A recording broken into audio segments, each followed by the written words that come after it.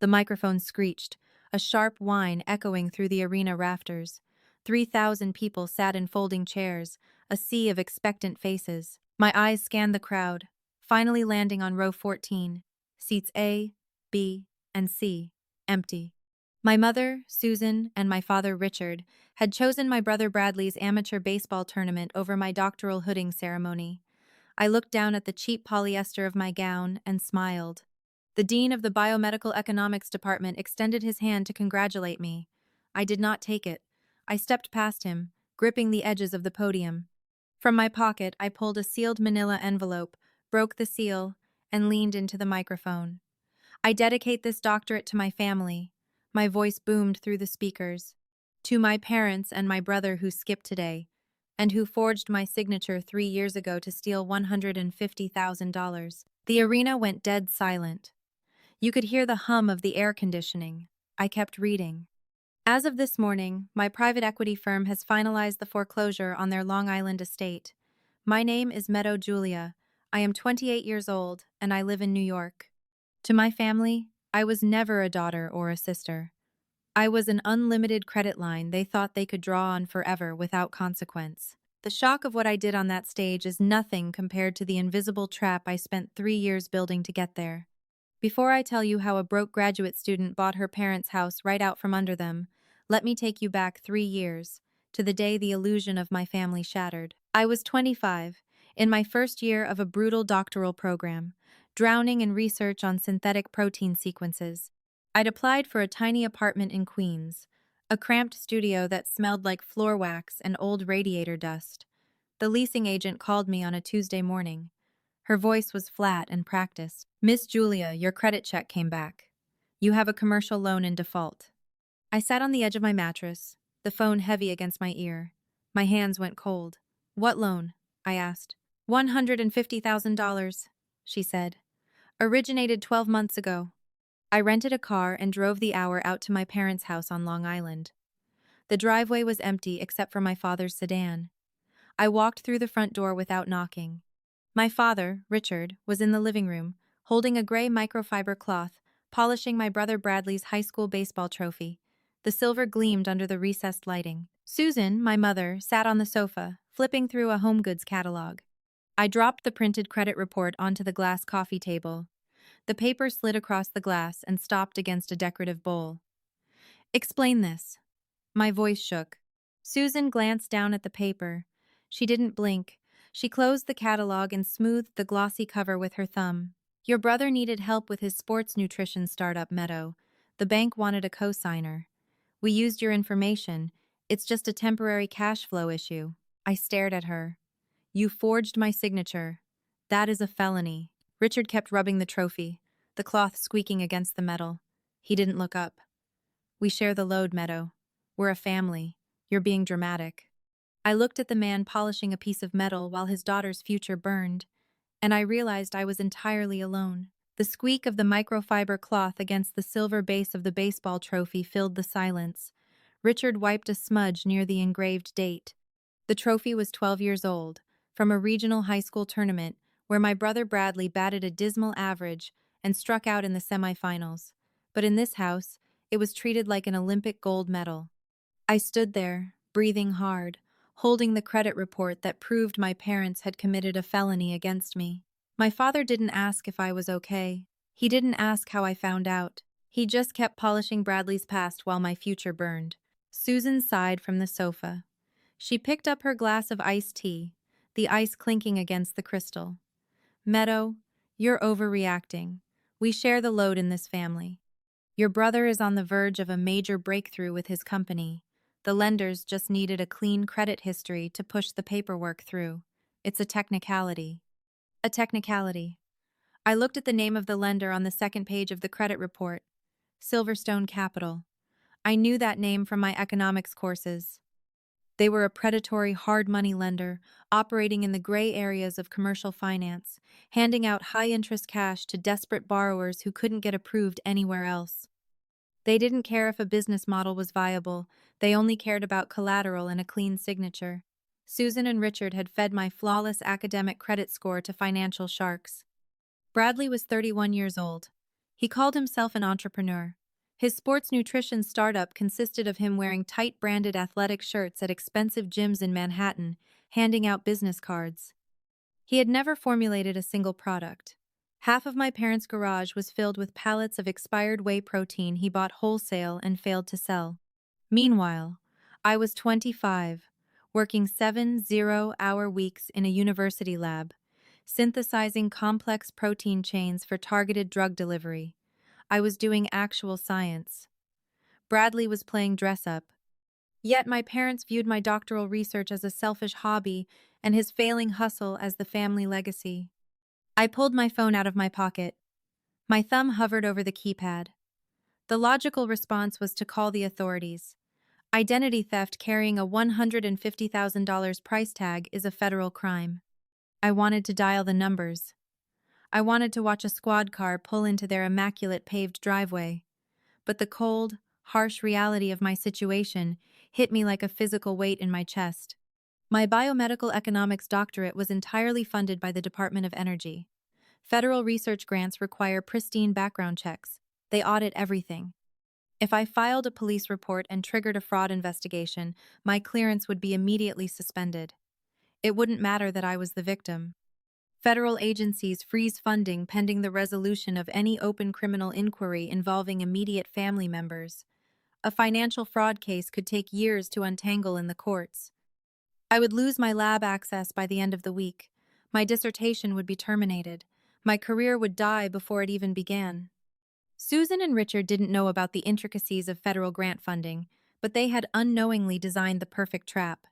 If I exposed them, I destroyed myself. The tears stopped falling. The heat in my chest cooled into something hard and sharp. I watched my mother take another sip of her tea. I watched my father set the gleaming trophy back onto the mantel, adjusting it so it faced the center of the room. They looked so calm. They looked so confident that I would just absorb this betrayal the way I had absorbed every ignored birthday and skipped science fair. I walked over to the dining table. I pulled my laptop from my backpack and flipped it open. The screen glowed in the dim room. I opened a blank document. "What are you doing?" Susan asked. Her tone held a trace of annoyance. "I'm writing," I said, my voice flat. "My dissertation." That night, I didn't call the police. I didn't confront them further. I started building. I found a small, underfunded private equity firm specializing in distressed assets and predatory lending cases.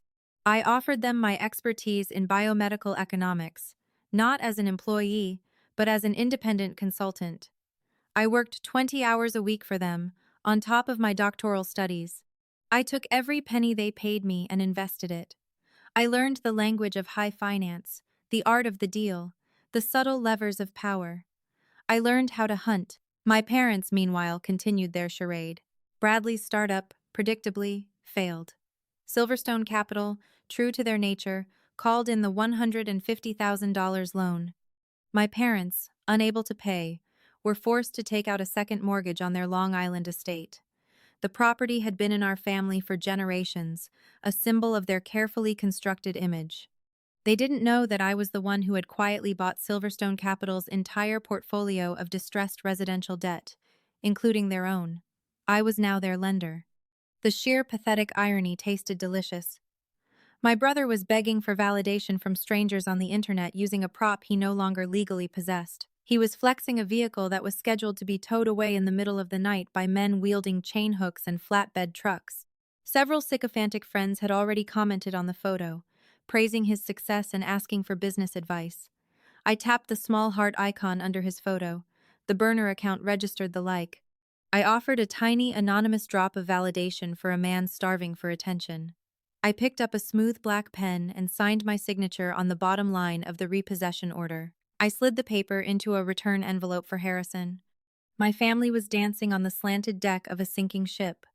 The band was playing upbeat music. The silver was polished, and they were raising glasses to toast their own brilliance.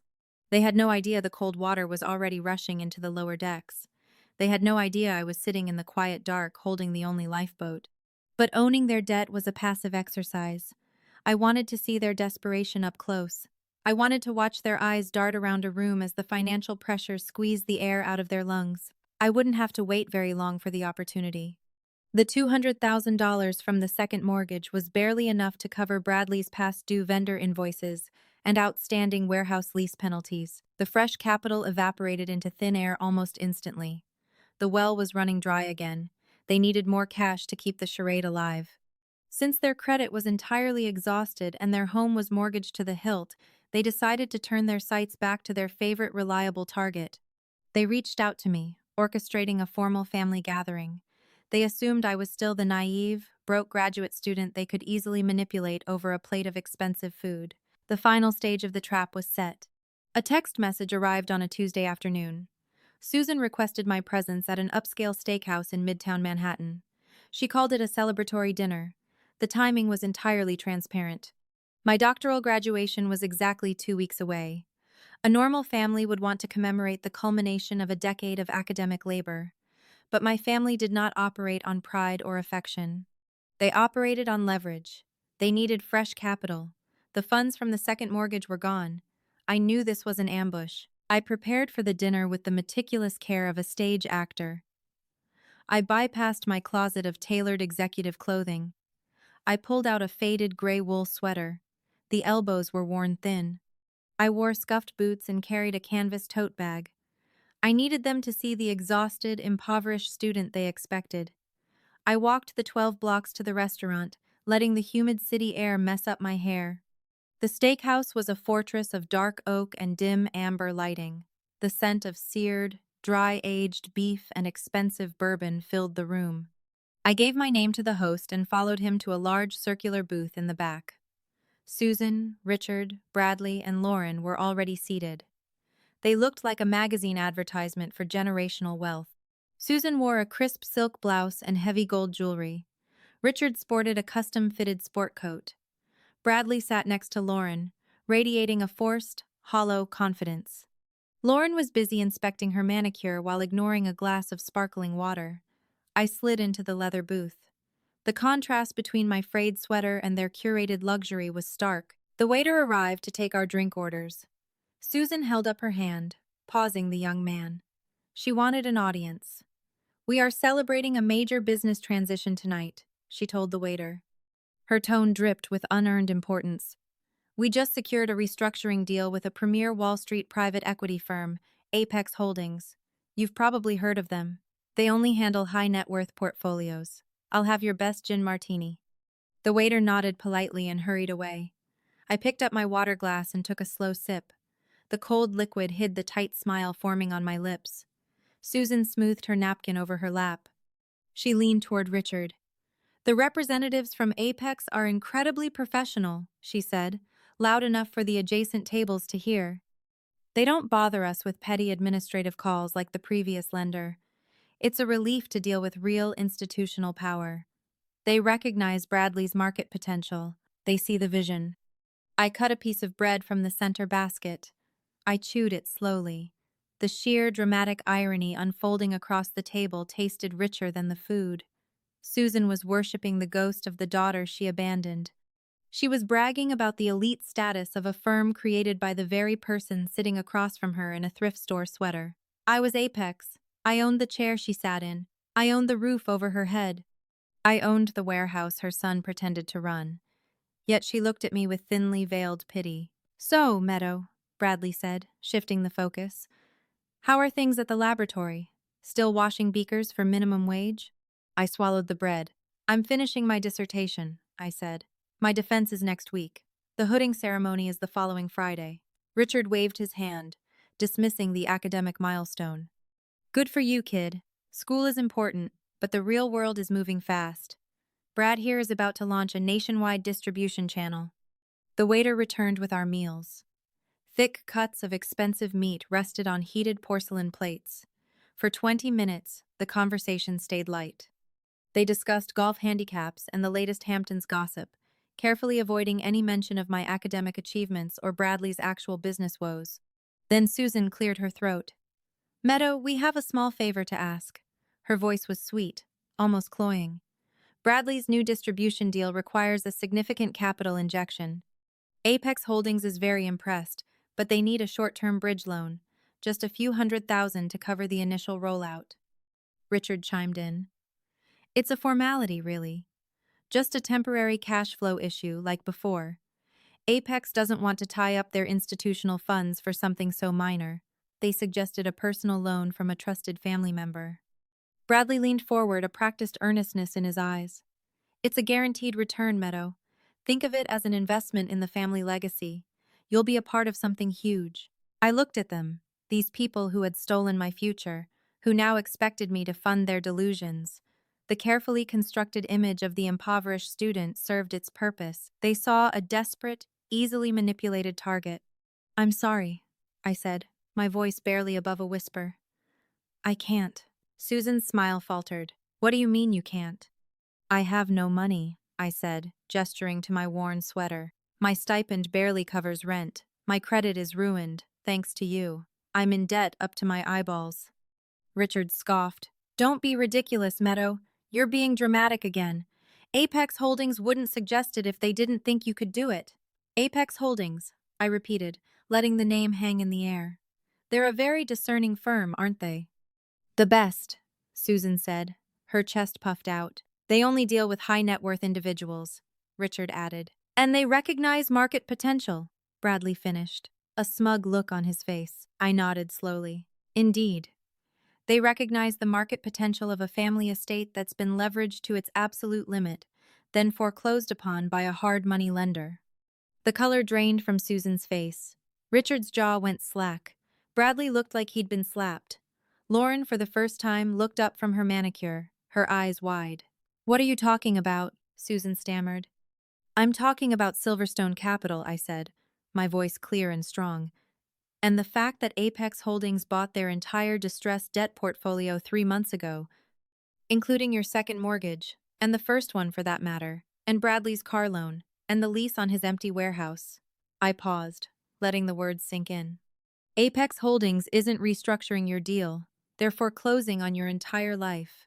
And I leaned forward, my eyes locking with Susan's, am Apex Holdings. The silence that followed was deafening, broken only by the clinking of silverware from other tables. Susan's face was a mask of horror. Richard looked like he was about to have a stroke. Bradley's forced confidence had evaporated, replaced by raw fear. You can't, Susan whispered. Oh, but I can, I said, a slow smile spreading across my face. The foreclosure on your Long Island estate was finalized this morning. My doctoral hooding ceremony is next Friday. I'll be dedicating my degree to the family that taught me the true value of collateral. I stood up, pushing the leather booth back with a soft thud.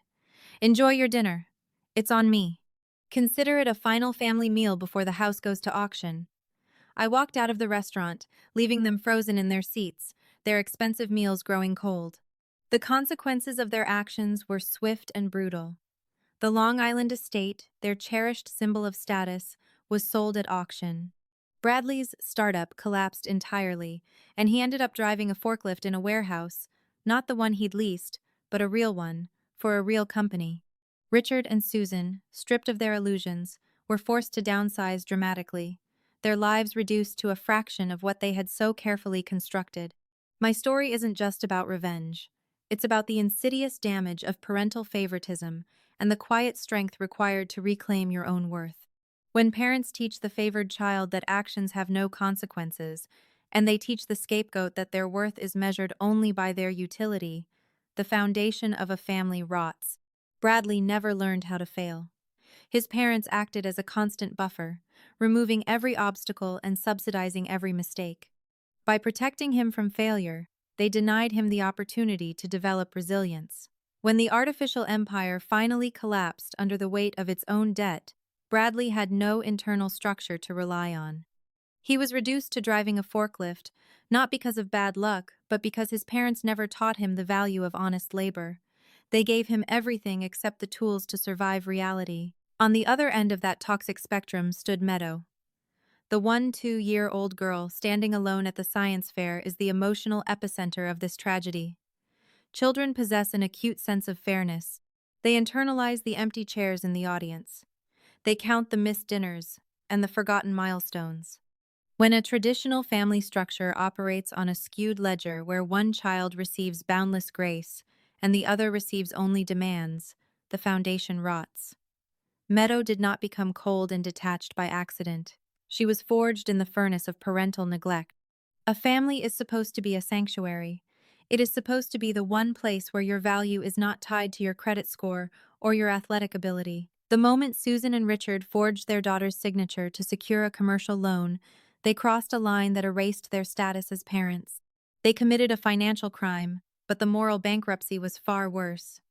They cannibalized their daughter's future to feed their son's ego. True family responsibility means protecting the vulnerable members of your household, even when it is difficult. It means holding your children accountable for their actions. If Bradley was failing, his parents owed him the hard truth. They owed him the guidance to scale back, to find a real job, and to build a life within his actual means. Honesty is the anchor of any healthy family. When parents lie to maintain an illusion, they teach their children that deceit is an acceptable currency.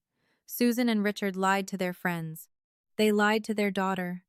And ultimately, they lied to themselves. The heavy black envelopes from Apex Holdings were just the final bill coming due for 3 decades of self-deception. This story resonates because elements of this dynamic exist in so many homes.